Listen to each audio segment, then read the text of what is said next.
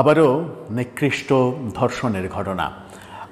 আমাদের বিবেক জাগ্রত বোধহয় হচ্ছে না। আমরা বোধহয় কালের গর্ভে বিলীন হয়ে যাওয়ার মতো কর্মকাণ্ড করছে।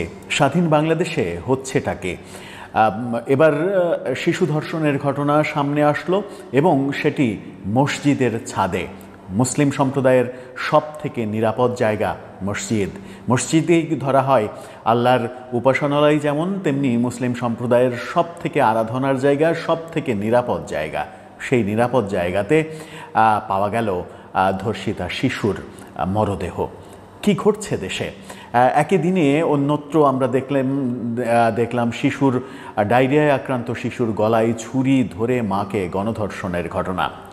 আইন এবং সালিশ কেন্দ্রের গবেষণা বলছে 2024 সালে দেশে ধর্ষণের ঘটনা ঘটেছিল 401টি, যেখানে 2025 সালের প্রথম 6 মাসে ধর্ষণের ঘটনা ঘটেছে 441টি।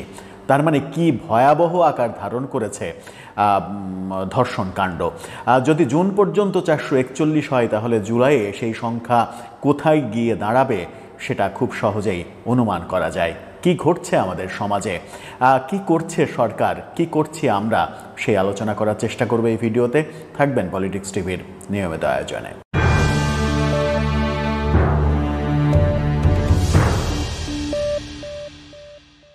দর্শক, পলিটিক্স টিভির নিয়মিত ভিডিওগুলো স্পন্সর করছে প্রজাপতি.টিভি, নতুন ওটিটি প্ল্যাটফর্ম। আপনারা চাইলে ইউটিউবে, ফেসবুকে, ইনস্টাগ্রামে, টিকটকে দেখে নিতে পারেন। ডেসক্রিপশন বক্সে লিঙ্ক দেওয়া থাকবে, সেখান থেকেও আপনারা দেখে নিতে পারেন প্রজাপতির কার্যক্রম। চলে যাচ্ছি মূল ভিডিওতে।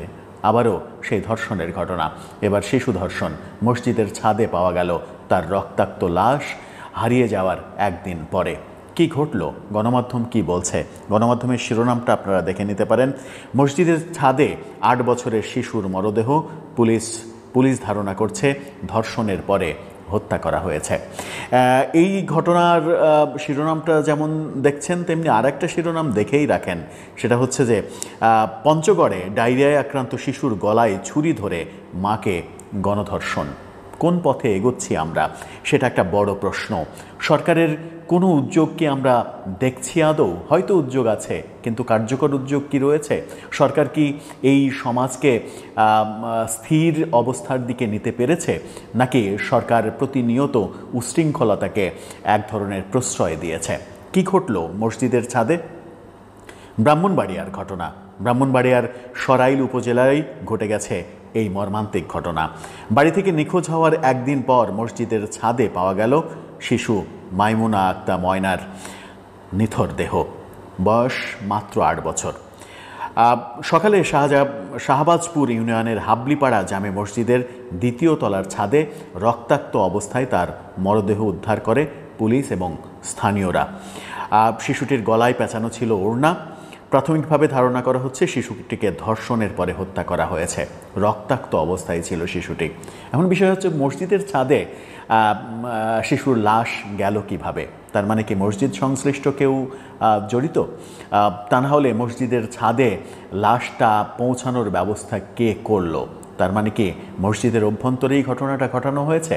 এর চাইতে নিকৃষ্ট নির্মম ঘটনা আর কি হতে পারে? এই সমাজ কেন ফুঁসে উঠছে না? সমাজের যারা ধর্ম নিয়ে রাজনীতি করে, যারা ধর্ম প্রচার করে বলে নানা জায়গায় ছবক দেয়, যারা ওয়াজ মাহফিলের নামে নানা উশৃঙ্খলতা ছড়ায়, তারা তো কেউ জাগ্রত হচ্ছে না। তাদের তো আজকে সারাদিনে কারো একটা মিছিল দেখলাম না, একটা প্রতিবাদ দেখলাম না। যারা ভালো বাংলাদেশের স্বপ্ন দেখাচ্ছে, সেই এনসিপিকে সারা বাংলাদেশে রাজনৈতিক সমাবেশ করে বেড়াতে দেখছি, কিন্তু এই ব্যাপারে তাদের কোনো উদ্যোগ দেখছি না। একের পর এক ঘটনা ঘটছে। কুমিল্লার ঘটনা, ব্রাহ্মণবাড়িয়ার ঘটনা, তারপরে আরেকটা ঘটনা বললামই, শিশুকে গলায় ছুরি ধরে মাকে ধর্ষণকাণ্ড। একের পর এক ঘটনা ঘটছে। কই এনসিপি রাজনৈতিক সেই লটবহর বাদ দিয়ে ঢাকায় জোরদার আন্দোলন করতে তো আসছে না? তারা তো এখন যমুনা ঘেরাও করছে না, রাজুতে তারা ডাকছে না। কেন ডাকছে না?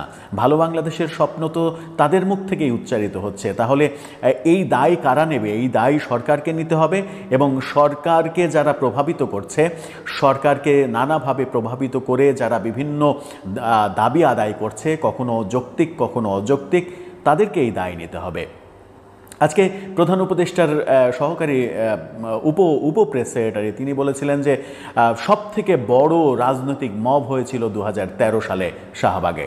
অর্থাৎ এই সব উদাহরণ দিয়ে মবটাকে জাস্টিফাই করার এবং এই সমাজের উশৃঙ্খলতাকে জাস্টিফাই করার চেষ্টা আমরা প্রতিনিয়ত সরকারের পক্ষ থেকে দেখছি।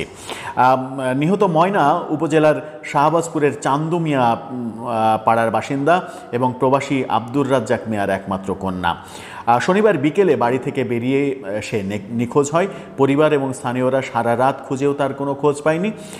পরদিন সকালে এক ব্যক্তি মসজিদের ছাদে মেয়েটির মরদেহ দেখতে পেয়ে বিষয়টি পুলিশকে জানায়। পুলিশ উপস্থিত হয়, লাশ উদ্ধার করে।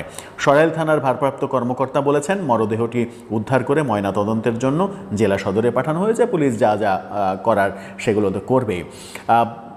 এগুলো থামানো যাচ্ছে না কেন? যে কথা বলছিলাম, কোনো উদ্যোগ নেই।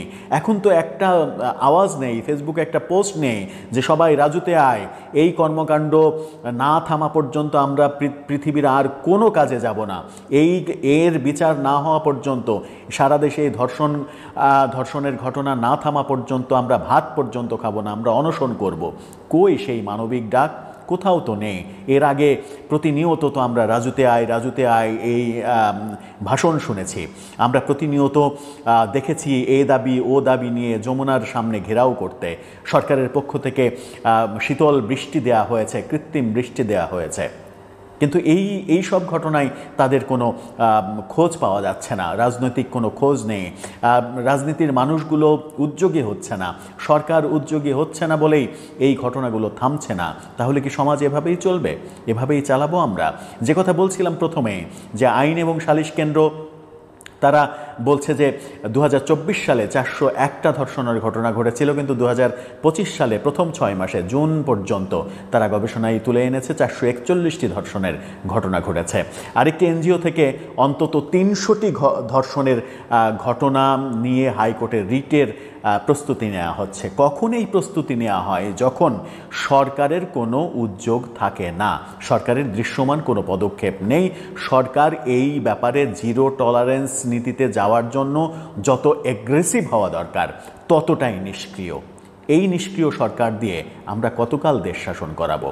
সেটা একটা বড় প্রশ্ন। দর্শক, আপনার কি মনে হয়? আপনার মতামত জানিয়ে লিখতে পারেন।